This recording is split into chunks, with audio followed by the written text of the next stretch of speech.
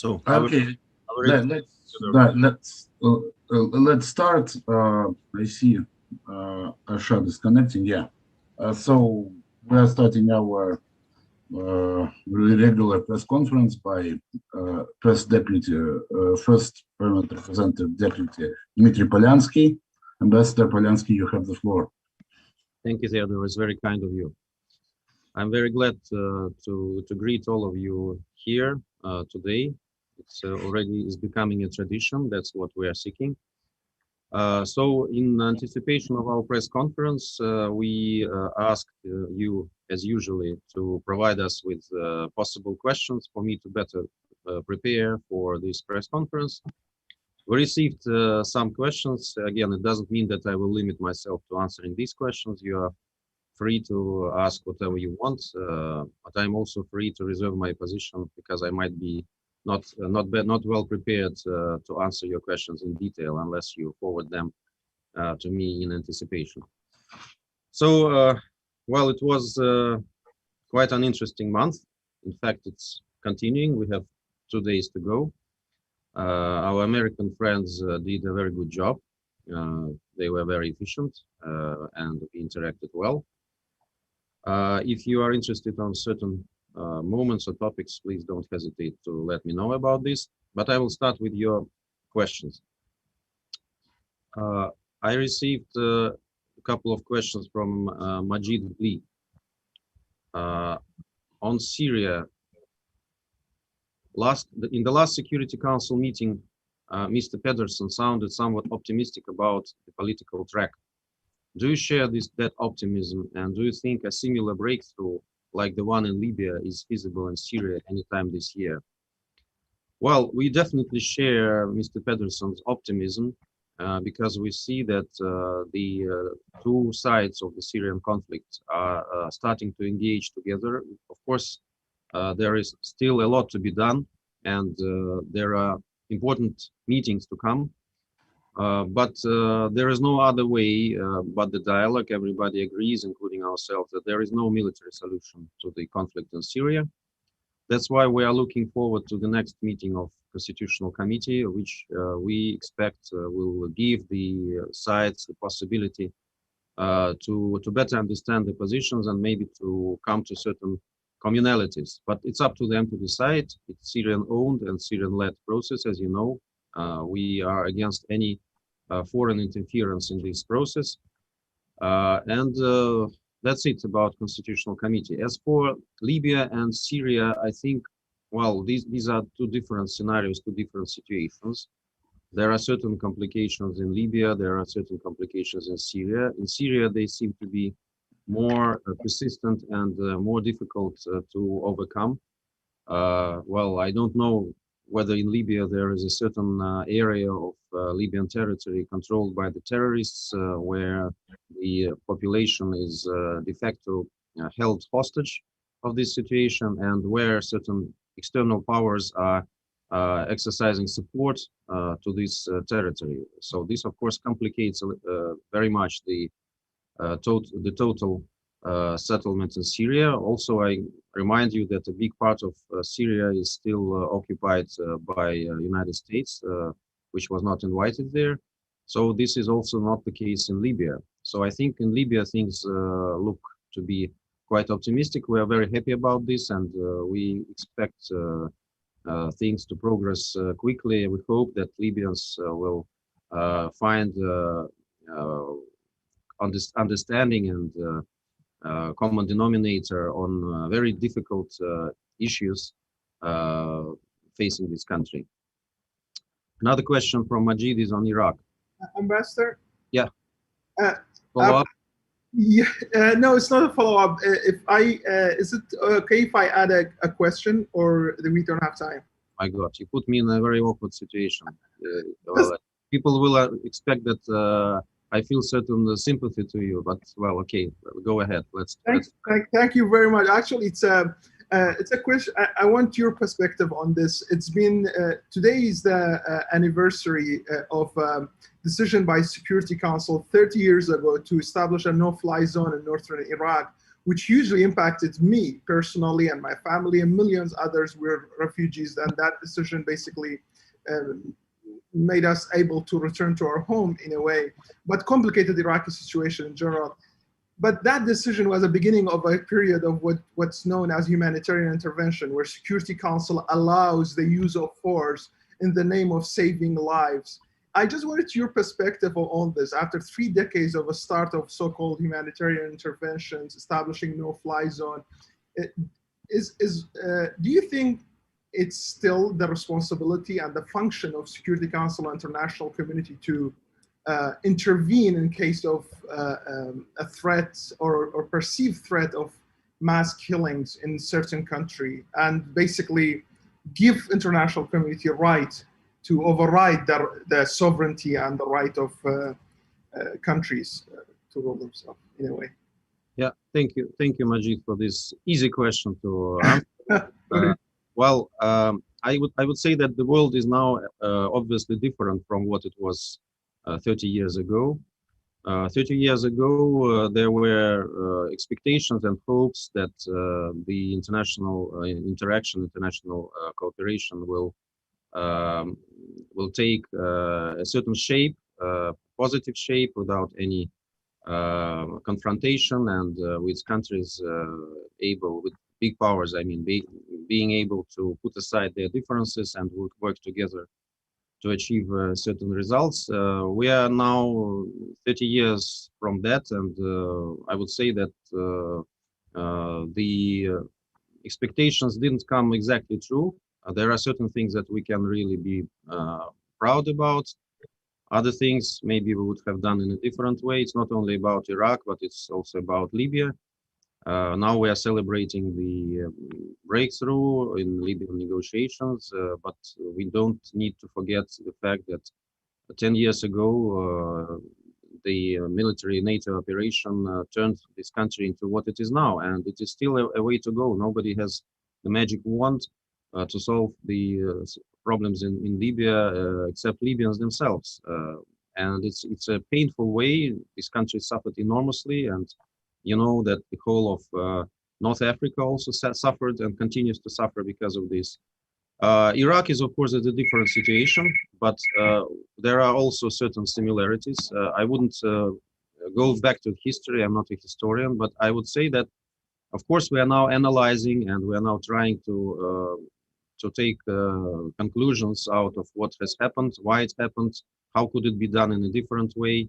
And that, of course, affects our positions today.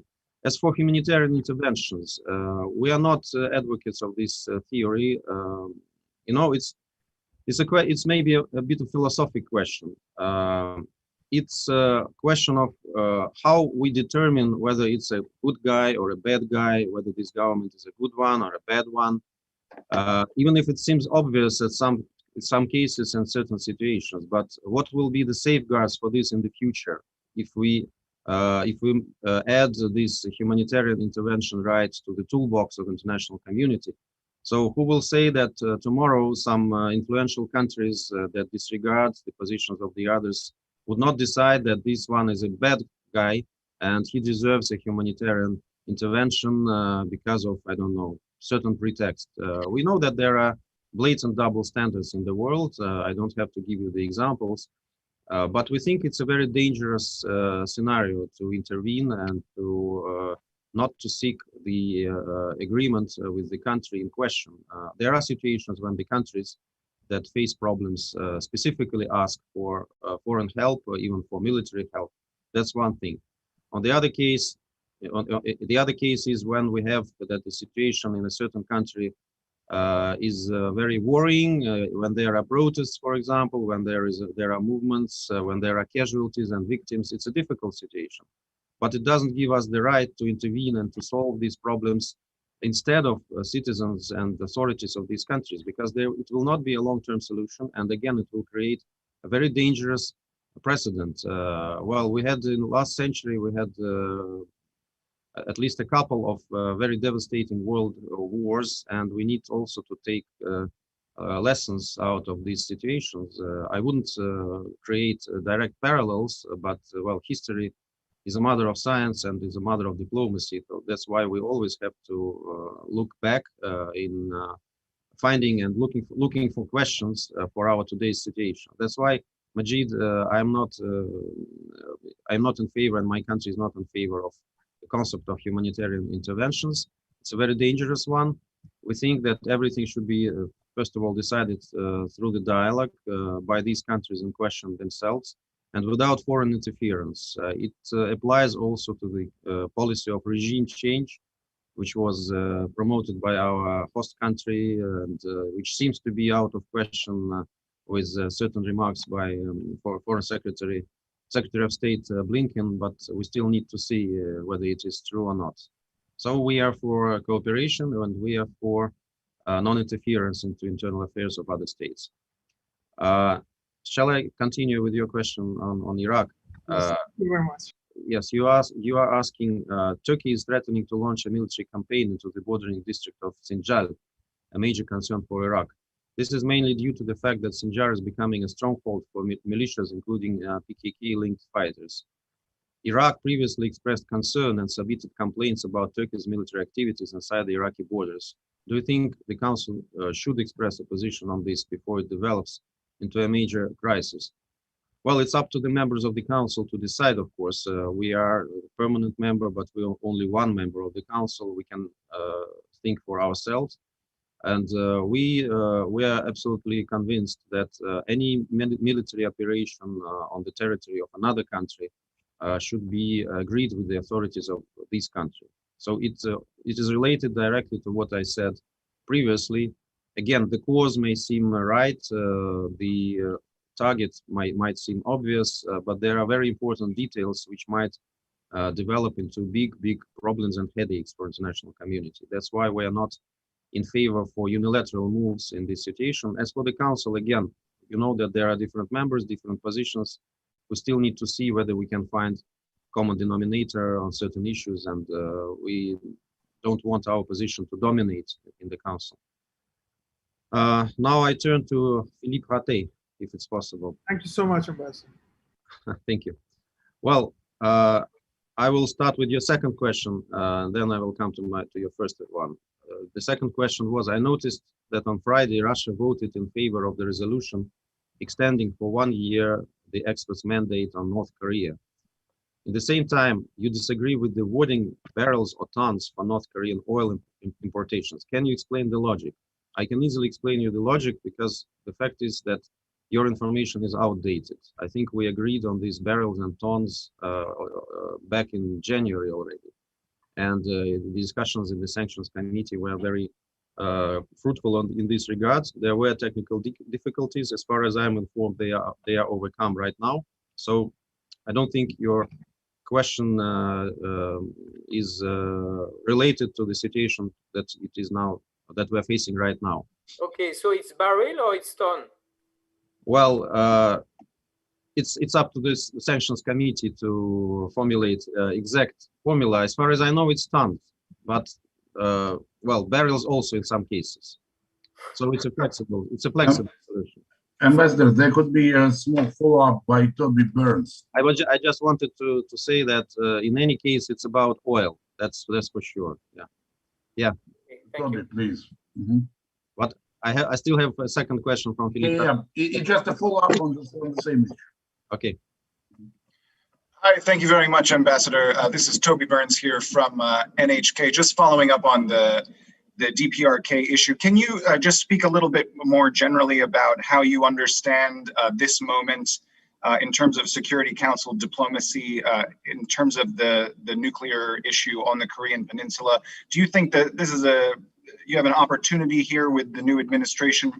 Are you reading any new signals from them, or is this just business as usual? Thank you. Is it about Korea or about us reading signals from them? Korea. Well, it's up to the United States and People's Democratic Republic of Korea to engage or not engage in certain discussions. Okay, of course, it takes two to tango. We are following this dossier. We remember there were dramatic and breakthrough developments with previous administration. We don't know what the current administration is thinking on this file. I think it's in the preparation process, but again, it's a bilateral issue. We welcome any dialogue, any kind of dialogue, bilateral or multilateral. You know that there are multilateral tools for resolution of this issue. They're still working, and we think we can activate them as soon as everybody is ready. But if our American friends decide to engage with our North Korean friends, and this would be to the mutual satisfaction, so why should we not applaud this development? But it's still some way to go, as we see recently, and we hope that there will be no tensions in the Korean Peninsula, and that all sides will refrain from provocative acts and provocative rhetoric, which doesn't help our cause to establish durable peace in this part of the world. So may I come to the Theodore? Thank you. So Philippe, the first question is a very interesting one. During the recent virtual meeting with Joe Biden, Russia decided to be represented by Anna Yevstygnieva, not by Vasily Nebenzia, neither by you, the first deputy permanent representative. And Russia also refused to speak contrary to the other Security Council members. Why these two decisions? Okay, first, I would like to ask you not to diminish the significance and the rank of Mrs. Anna Yevstygnieva. She's ambassador, she's deputy permanent representative, so she's quite a high-ranking and very much respected official. That's why she being there representing Russian Federation, I would say it's a normal development. She can be ambassador in any country, and she can be ambassador to this meeting without any problems. Secondly, well, the U.S. move, this invitation to the White House came at really very short notice. It was done on the eve of the day, and we are really having some engagements with Ambassador Nebenzia, and we decided to honor these engagements, which were previously taken. Thirdly, why Russia refused to speak contrary to the other Security Council members? Well, you know, in the context when our ambassador was called to Moscow for consultations, we thought it would not be very logical for us to say anything, because our relations with the United States are undergoing very deep review right now. So we were present at the meeting, we were polite. Again, Anna is a well-known, respected, high-ranking diplomat. But we decided not to say anything because it was difficult to say anything at such meetings, in such situations. I hope you all understand the context. So that's it about our participation in meeting with Joe Biden. Okay, thank you. Okay. Well, I have also a question from Mohsen Tahirzadeh on Iranian nuclear issue and on Security Council Resolution 2231. The United States, as a member of UN Security Council, has violated UN Security Council Resolution 2231 and continues to do so. It imposes unilateral sanctions on various countries, including Russia. But the 190 members of the United Nations, even veto-wielding powers such as Britain and France, have failed to act, and perhaps it is safe to say that they have been accompanied by sanctions. It's the quote that I'm reading, it's not my interpretation. What is Russia's mechanism for countering this unilateralism? And I can combine, I think, this question with the question from Arshak Mohammed. I would like to ask Ambassador Polyanskiy whether the broader tensions between the United States and Russia are making it harder for the two nations to cooperate in finding a way to revive Iran's nuclear deal. Well, I would say that, first of all, of course, we are against any unilateral sanctions and against any unilateral actions. We don't think that the United States, when they act in this way and when they impose extraterritorial sanctions on sovereign states, that they act in accordance with international law. This is our firm position. We always reiterate this position. And we have our own ways how to deal with this issue.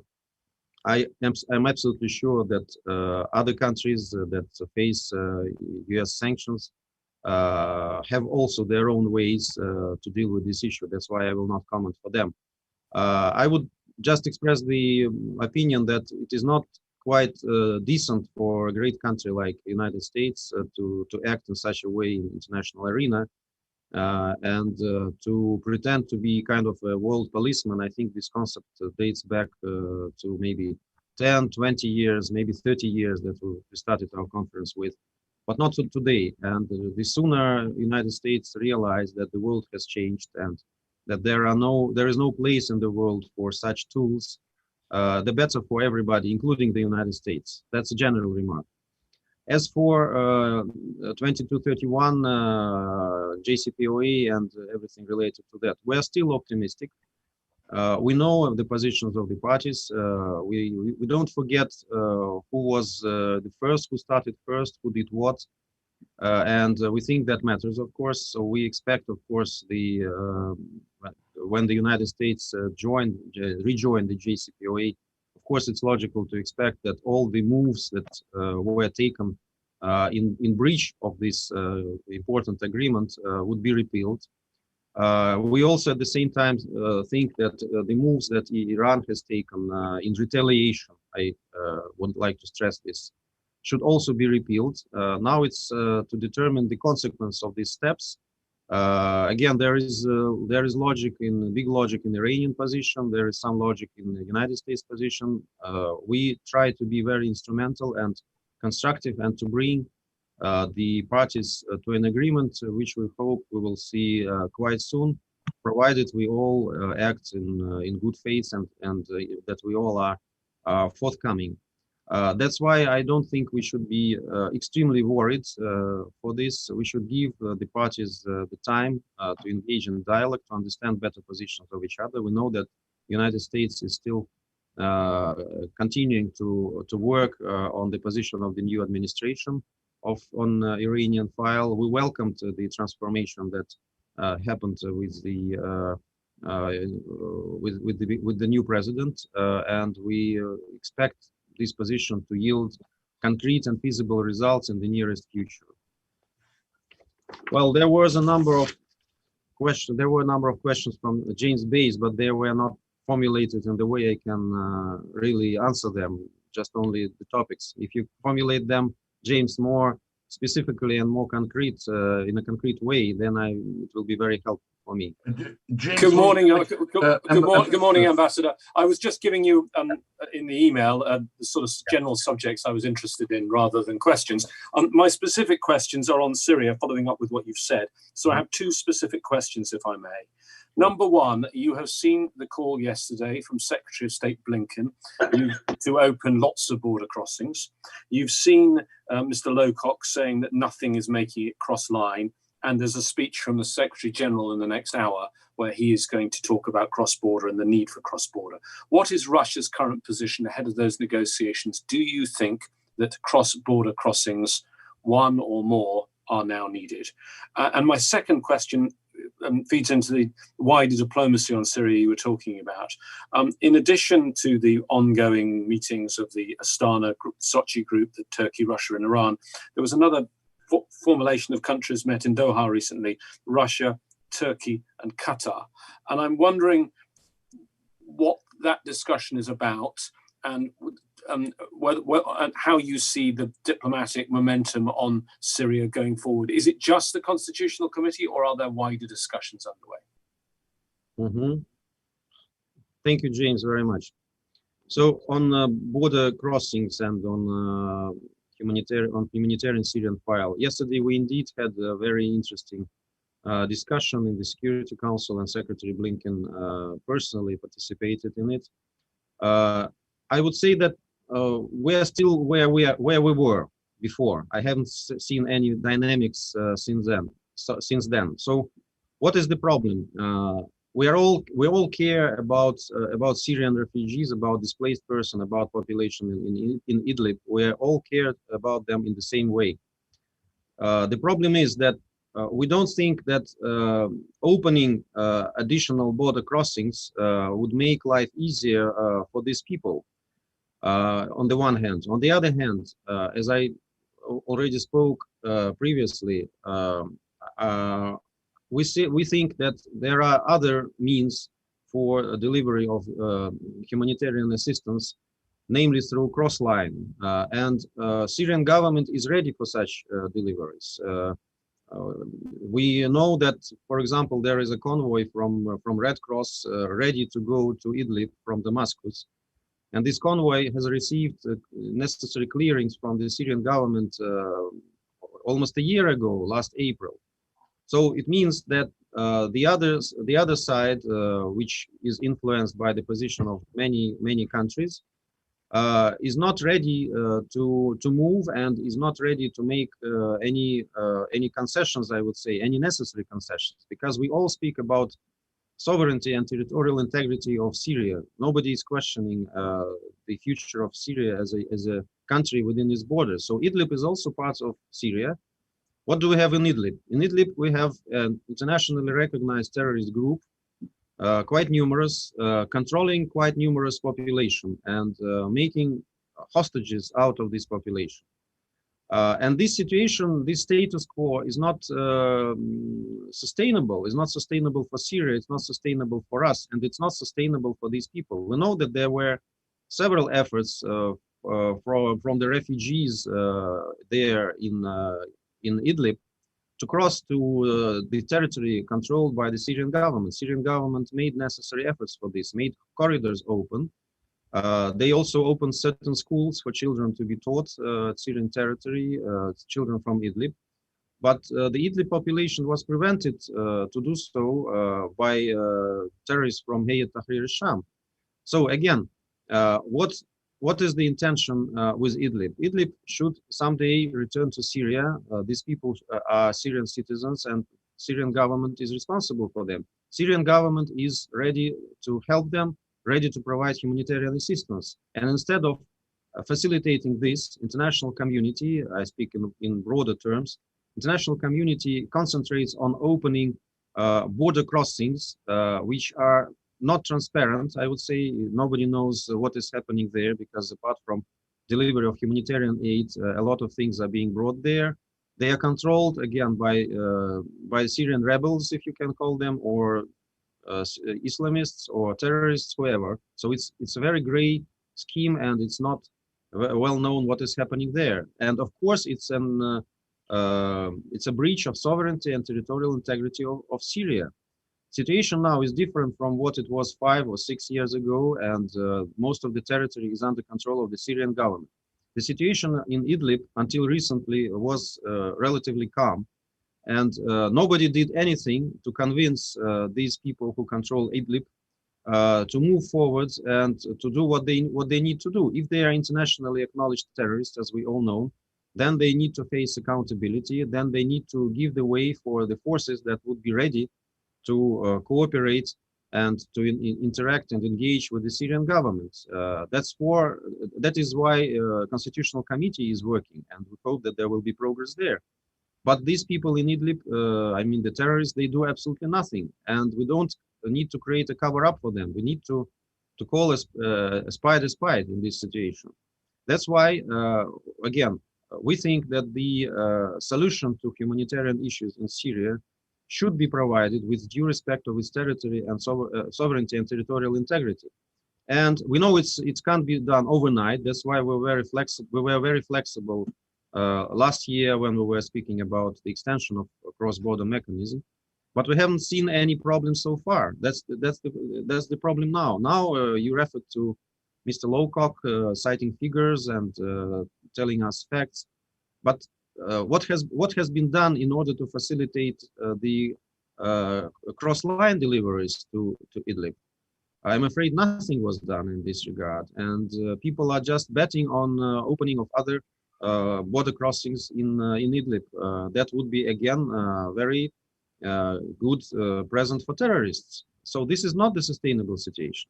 We think that something should be changed, and we want to see the clear engagement of our partners in the Security Council for a satisfactory solution for this problem in Idlib.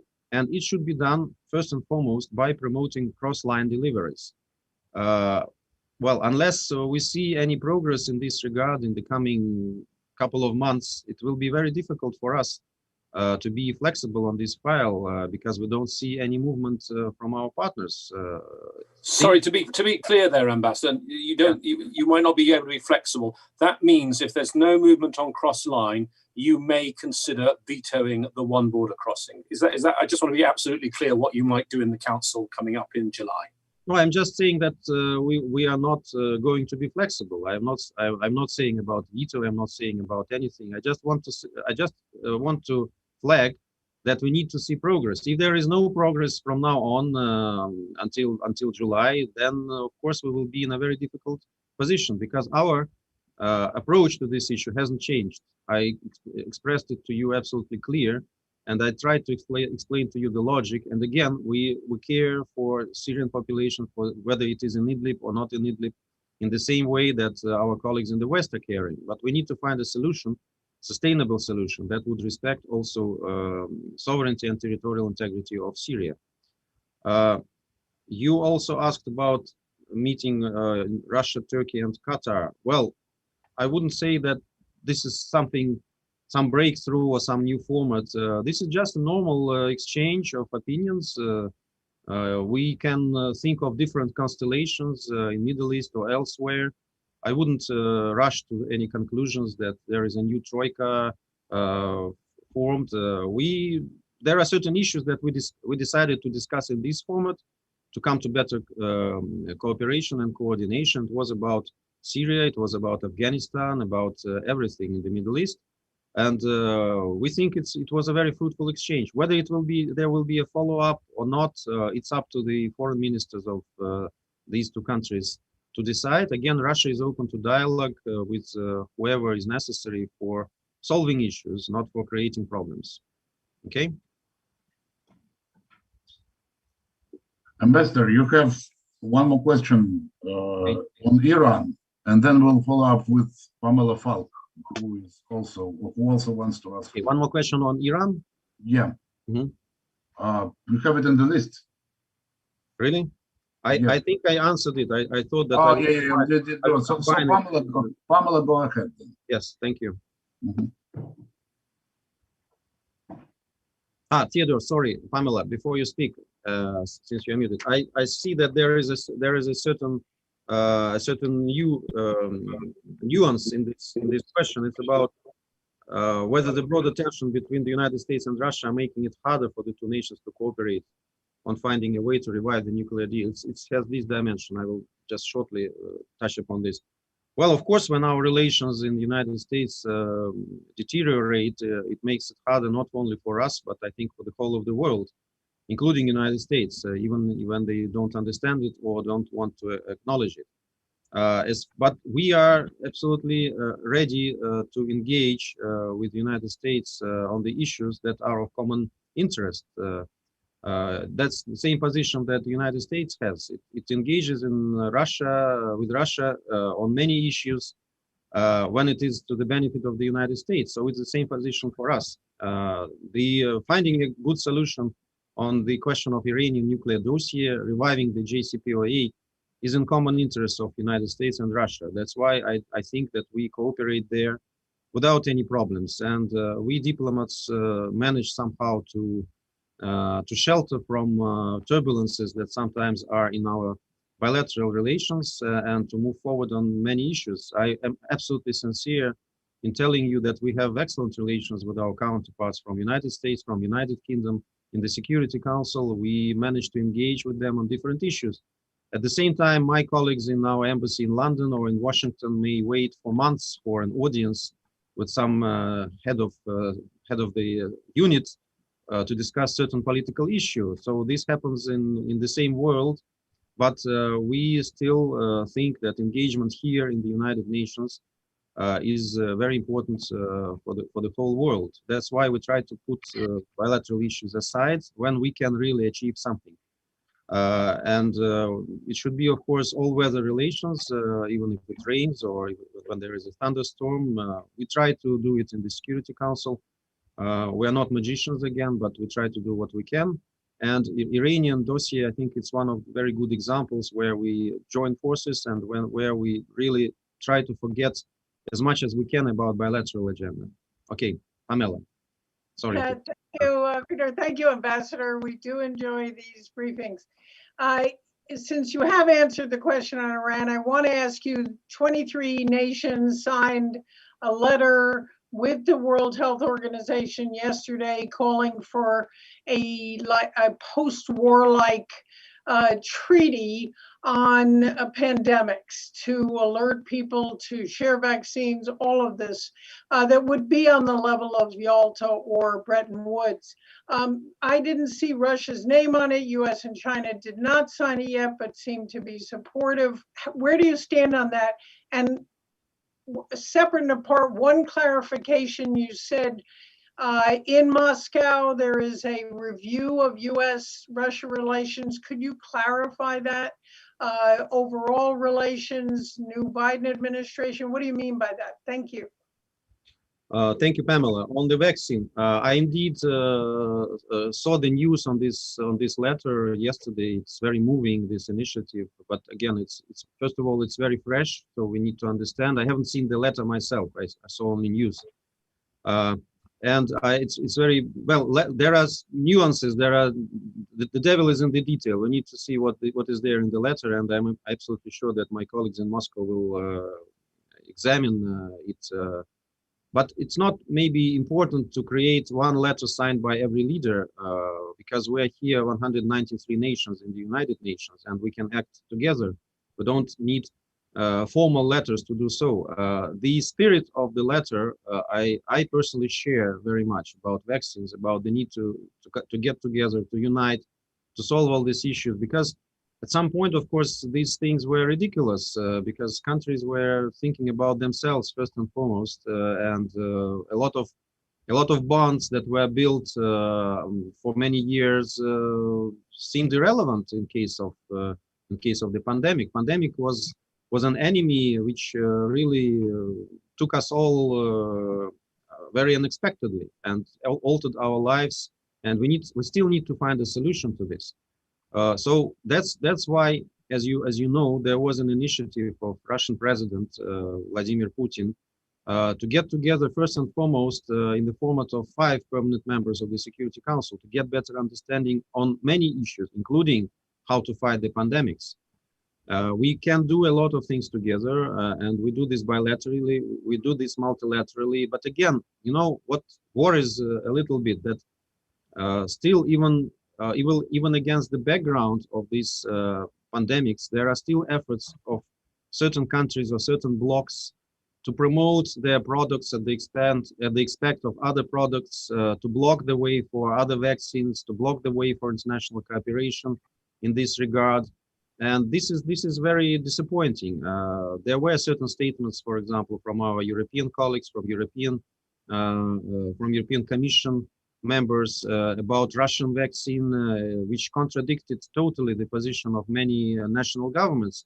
We really think that vaccine diplomacy should be outside of politics. It's about helping people. It's about provision of as many numbers of vaccine, as many possibilities for all the countries to vaccinate as possible. And there should be absolutely no room here for political maneuvering, for discrediting vaccines like Sputnik V, for example, which were already proven many times to be very efficient. Discrediting them only because this is Russian vaccine, or discrediting Chinese vaccines since they are, or Indian vaccines since they are efficient. I think many people need them, and many people have no other choice but to seek vaccines from many other countries. If Pfizer was available in these countries, of course they will take Pfizer without any problems, but Pfizer is not available, and nobody knows when it will be available. You all know the controversy around AstraZeneca, for example.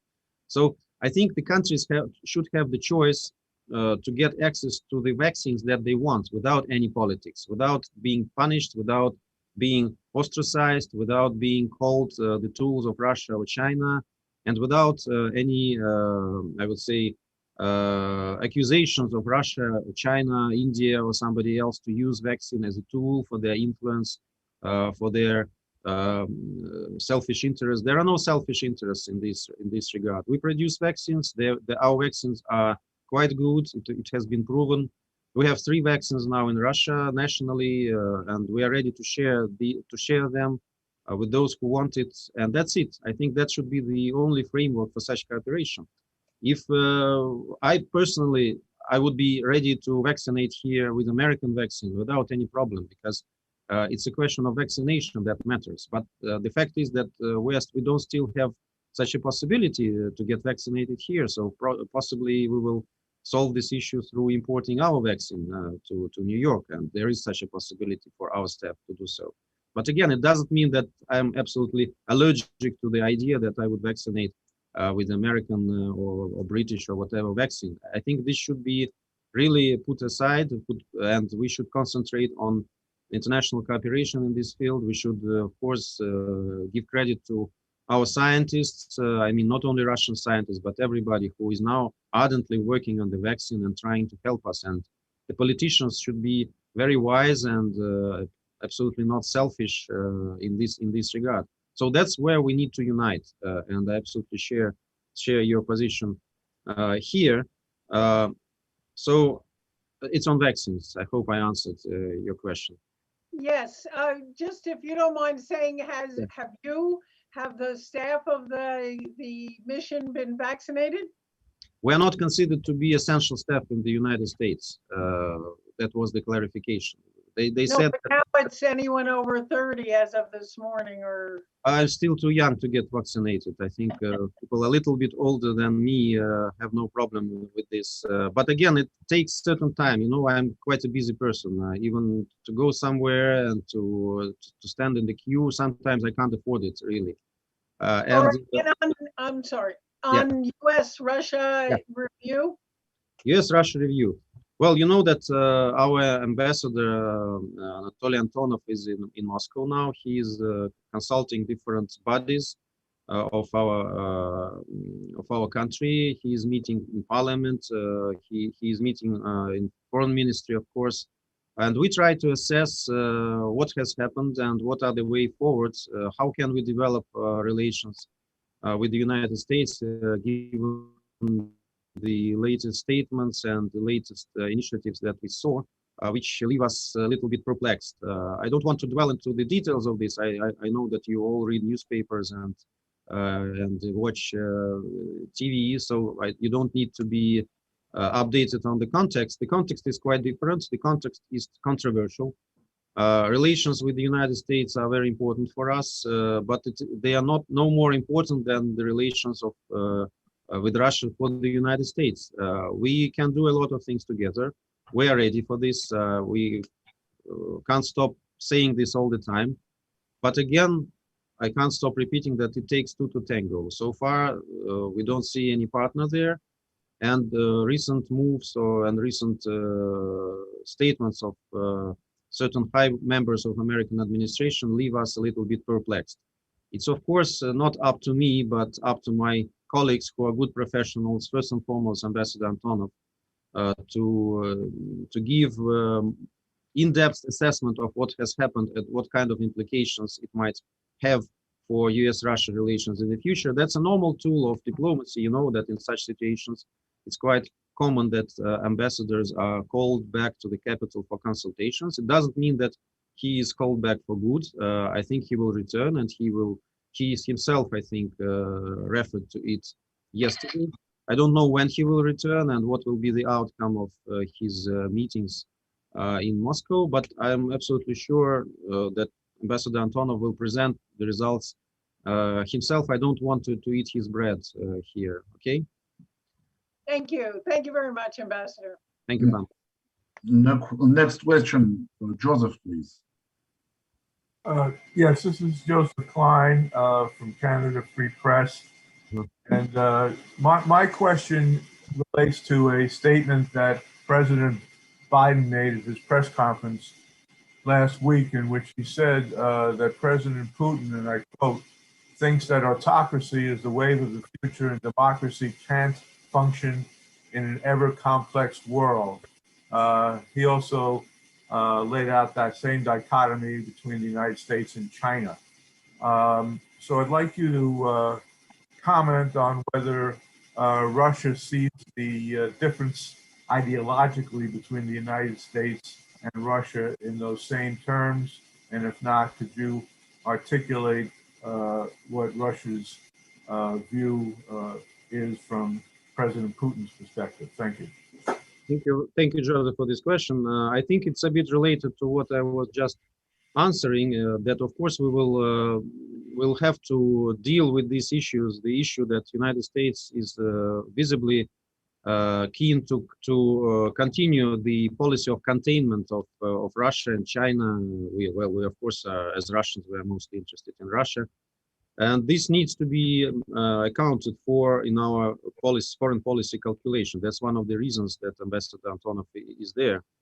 As for models of social development of democracy, you know, there is no golden standard for democracy. It is very, when you live here in the United States and when you have to watch all the news coverage, when you have to read the newspapers, you have the impression that, well, there is United States, which is shining city on the hill, and there are everybody else who are just wanting to get into the city on the hill at any price, and that the only standards of democracy that can be thought about is American standard of democracy. But I think all of you have certain experience, you know, the positions of other countries to understand that this is an illusion, and this is a very dangerous illusion. So again, there is no golden standard of democracy. There is no golden standard of society structure and society model. Different societies have different models for themselves, and it's up to them to decide how to organize their own system, electoral system, parliamentary system. Some of us are presidential republics, some of us are parliamentary republics, some of us are monarchies. But we have our voters, we have people who decide for themselves how they want to live, in what circumstances they want to live, and what government, what leader, what president, for how long they want to have for their own country. It's up to them to decide. Again, nobody needs to lecture them, and nobody needs to tell them what to do and not to do. I think that's the basic principle of all diplomacy and international relations. I think here is where United States is badly wrong, because they still consider themselves to be this reference point for democracy, reference point for society. But we all see the deficiencies of American society. I think they were absolutely clear last year. I don't want to shed more light there. You all live in the United States right now, and you understand what I'm referring to. So we would be very much interested for the United States to heal from these problems, which are quite numerous. And we are absolutely not interested from any lectures from the United States, from any insistent advices, and the least what we are interested in is in policy of regime change and interference into internal affairs of other countries. So we don't need a world policeman anymore, and I don't think we needed it previously, but now it's absolutely clear that the logic should be different, and it would be for the benefit of everybody, for the benefit of international community, and for the benefit of United States itself. So I hope that the US politicians will really learn this lesson from previous years and will not repeat the mistakes. As for our bilateral relations, again, we are ready for very many things. We think that the world will win very much from better US-Russia relations. But again, it takes two to tango. We're ready to engage. As soon as we see the same readiness on the American side, well, we're here. You know how to call us and where to find us. It's not a problem to get engaged with us. Thank you very much. Edith Lederer, you're next.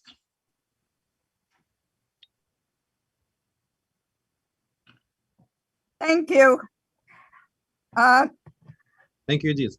Thank you very much, Mr. Ambassador. Following up on what you just said about not wanting the world should not have a global policeman. One of the things that the Biden administration and certainly the Trump administration were very concerned about is a much more assertive global policy on the part of China. And for those of us who've been here at the UN for a long time, we've seen certainly a much more assertive actions, presentations, policies by the Chinese mission. I wonder if you could tell us how Russia views this. And I have two other quick questions about events today and tomorrow. What do you think is going to happen out of the discussion in the council today on the DPRK? Do you see any possible council action, possible new resolution? And tomorrow there's going to be a discussion on the latest killings and the coup in Myanmar.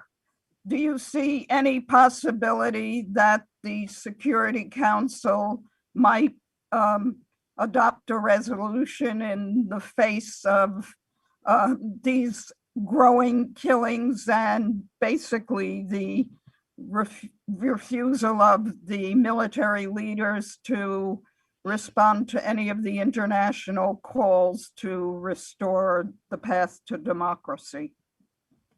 Thank you, Edith. I think you already monopolized the time until the end of my press conference because I still have 10 minutes and 3 questions to answer.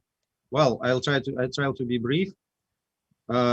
China, Russia. Well, China is our important neighbor, important partner. We used to have complex relations in the near past, but we managed to overcome the problems that we have, and now we understand each other quite well. We are engaging in very fruitful and mutually beneficial cooperation. We don't see any dangers from this. We don't see any dangers from cooperating with anyone. And I would say that if you analyze Chinese policy towards the world, you will not, I'm not here to advocate, of course, for China. They have their own diplomats. I don't want, again, to eat their bread. But if you analyze Chinese foreign policy, you will not see any threats to anyone. You will not see any policy of regime change. You will not see any expansion apart from trade expansion and economic expansion, which is very characteristic for China throughout several centuries of its history. So we don't see China as a threat. We see China as a very important player, given the fact that it's the most populous country. It's also the fastest growing country. It's the country that everybody is relying upon. When you buy goods, most of them are still made in China. The companies are made in China. So we are all interested in this country. We're all interested to help this country, to cooperate with this country. And it has saw enormous progress during the last years. I think it's difficult to deny them. The Chinese used to starve from famine just several years ago, and now they are self-sustainable in many issues, and they are producing a lot of things. Well, they may look differently, they may think differently, they may have different ideas of how their country should be ruled and what is the place of their country in the world. And they may write in different letters, but it doesn't make them aliens. They are part of the world, they are part of the earth, and they are the same people as we are. I think that we should embrace this, and we should seek the best possible cooperation with China in the way that it would be comfortable for the Chinese themselves. The same applies to India, the same applies to other countries. That's our approach. So it is very difficult to, and it is a big mistake to engage in the policy of containment, to designate one or two countries as enemies of the world and try to build coalition or like-minded states around certain ideas that would be ideas of isolation and ideas of confrontation. This is a road to nowhere, and we should not follow this path. That's why in Russia we are very open to our relations with China, with everybody else, with any countries that is friendly towards Russia. We are friendly towards this country as well. Well, DPRK, I frankly would be very surprised if there would be any council action or product after today's meeting, because we think that we are still at the moment when we need to assess what is happening and what has happened.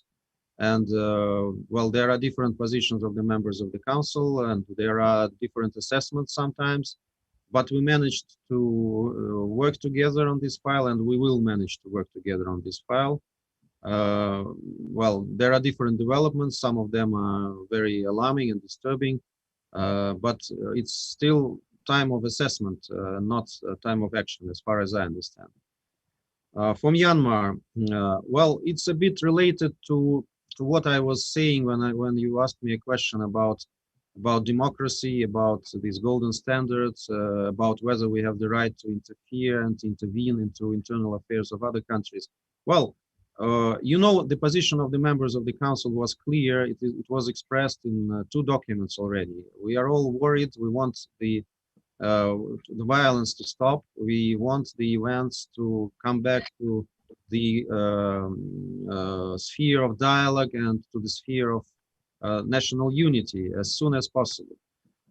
It's on the one hand, we're absolutely clear on this, and there are of course nuances in position, but in general we are united in this approach. So we all translate this and relay these signals to Myanmar through all the possible means that we have. We also have bilateral means, and believe me that through this bilateral means we also try to be instrumental in resolving this crisis, and we also try to relay the information that everybody is interested in the situation coming back to normal. On the one hand, on the other hand, we think that Security Council should help and not make situation worse. Even, well, I understand the anticipation, I understand the desire of certain countries, of certain media outlets to send more, I would say, strong signal to Myanmar, to formulate kind of an ultimatum to the military. I don't know, you can word it instead of me, but there are 2 sides of this thing. On the one hand, we seemingly try to make our position clear. On the other hand, by acting so, we are also inciting a bit of a violence in this country, because instead of asking everybody to stay calm and to remain back to the constitutional norms, some countries and some circles, some media outlets are clearly inciting the protesters to continue their protests. Is it good for the country? Is it bad for the country? But it's absolutely clear that it is kind of interference in the internal affair of this country. Myanmar is a sovereign country. It is recognized by the other members of the international community. It is the situation that is there, whether we like it or not. It happens within the borders of Myanmar and even within its constitution, because there are certain powers for the military in the Myanmarese constitution. If you read it very thoroughly, you will see them. But what should we lecture Myanmar the way it should organize its life to our liking or not to our liking? I have doubts about it. Frankly, we are very worried. Again, we are relaying our worrying to Myanmar authorities. They understand also that they are in the spotlight of international communities. The information that I'm not sure that the information that we read in press, especially in mainstream media, here about events in Myanmar, that they correspond 100% to what is happening on the ground.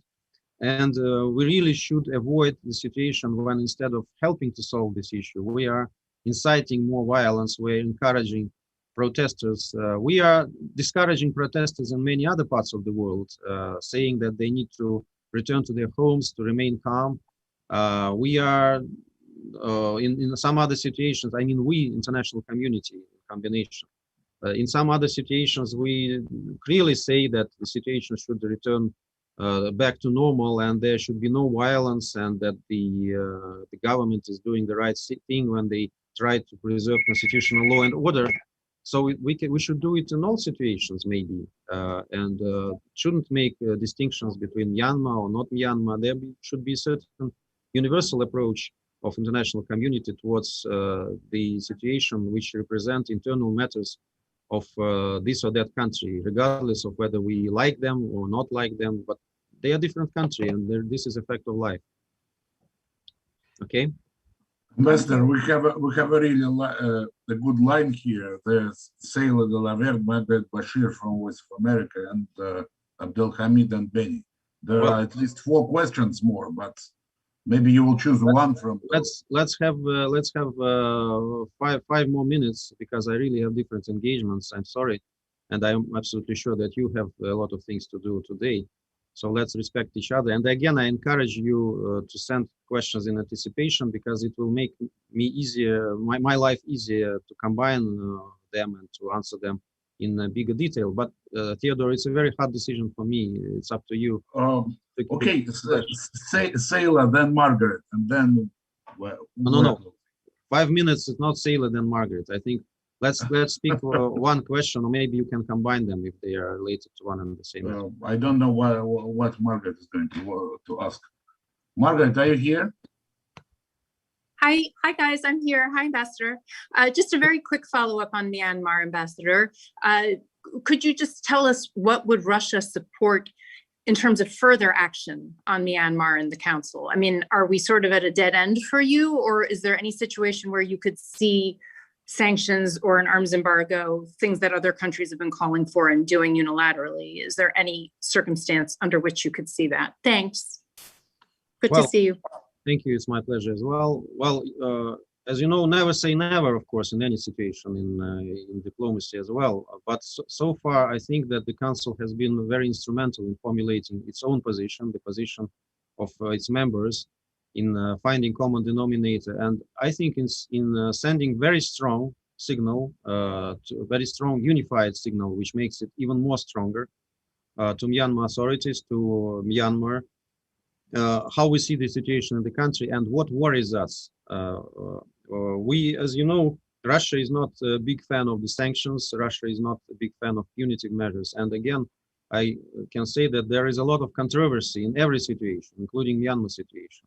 We may see it one way, but the realities on the ground might be a little bit different. And again, I appeal to everybody to be quite cautious, because there is a very thin line between condemning and blaming and inciting internal violence. We see this not only in Myanmar, we see in many other country situations when extensive appeals from international community or action by certain members of international community, direct or indirect, they in fact incite violence and they in fact prevent the actors within the country to come to a mutually acceptable solution, because the other party will say, what's the point for us to get into negotiations? We're supported by the whole international community. We have the United States behind us. We have Britain behind us. Reuters is writing articles in our defense. So what's the point of us to sit at one table with you guys, because everybody says that you're bad guys? We shouldn't interfere like this. We should give them a chance to agree internally. Again, we can't claim to be the best experts on Myanmar. We can't be best experts on other countries better than the citizens of this country themselves. I'm simplifying the situation, of course, a little bit, and you understand that there are many nuances to any country-specific situation, but we shouldn't simplify ourselves the situation in this or that countries, making it black and white and saying that we are in favor of the white and the blacks should become white. I don't know if you understand what I'm saying about. So we as Council, we will act, we will see, we will monitor the situation. We're not against discussing this issue. We need more information. We have our special envoy, Mrs. Shana Burgener, who will brief us, and we have many other sources of information. We will share what each of us know and do bilaterally in this regard. But again, we shouldn't overstep this very thin line between trying to help and interfering into internal affairs of a sovereign state, which Myanmar is. Okay, maybe one last question. I have 1 minute, so and then I will say goodbye. I don't see Sela anymore. So okay, then it is so. Yeah, then it is so. Well, I have my question, sir. I have it. Benny, Abdul Hamid, a question. You mentioned my name. You just mentioned I have a question. Can you please pause? Yeah. Okay, Abdul Hamid, you go ahead. Oh, is there? I just want to repeat it that I asked about the quartet, and it's a failed mechanism. It has been there for over 18 years now. It meets very irregularly. They have not produced anything, and yet Russia is still clinging to this failed mechanism. Why is that? Is that the only mechanism to address this two-state solution and the peace in the Middle East? Thank you. Well, it's very difficult for me to answer your question because I do not agree with you that it's a failed mechanism. Because it is meeting at the level of senior officials. We now have a new representative in the quartet, Ambassador Safrankov, who worked here in New York. You all know him. He is a very efficient person. And he is personally working to promote this settlement within the framework of the quartet. And again, everybody reiterates that quartet is a very good instrument. It is acknowledged so by the Palestinians, by the Israelis, that quartet has a role to play. And we hopefully will see a meeting in the quartet someday soon, better sooner than later. And we are waiting for US administration to understand itself what is its Middle Eastern policy, what does it want from Middle Eastern settlement, what are the positions, because now there are conflicting signals, or I would say vague signals about what they want to do and what will be their approach against the background of the approaches of the previous administrations, which were, I have to say, not very helpful in this regard. So we'll see. I wouldn't write off the potential of the quartet. I think we'll see a meeting quite soon, and I know that there are contacts. It doesn't mean that that it is kind of a monopoly for any other initiatives or formats. But well, you mentioned that quartet has been idle for several years, but you know that Palestinian problem and the problem of the peaceful settlement in the Middle East is the longest problem on the agenda of the United Nations.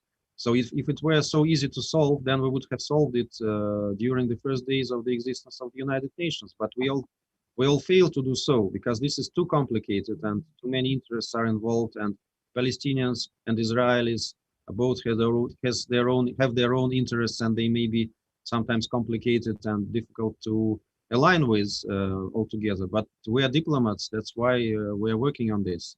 So sometimes absence of war is also a very good criteria to see whether it is efficient mechanism or not efficient mechanism. Yeah. Thank you very much. Thank you, everybody. I wish you a fruitful and lucky day.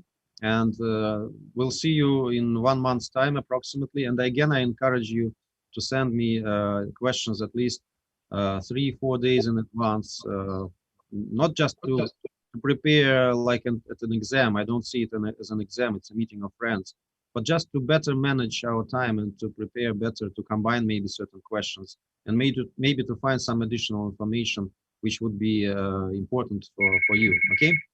Thank you very much. Thanks, Mr. Ambassador. Thank you. It was a pleasure. Nothing to add to that. Bye-bye. See you next month.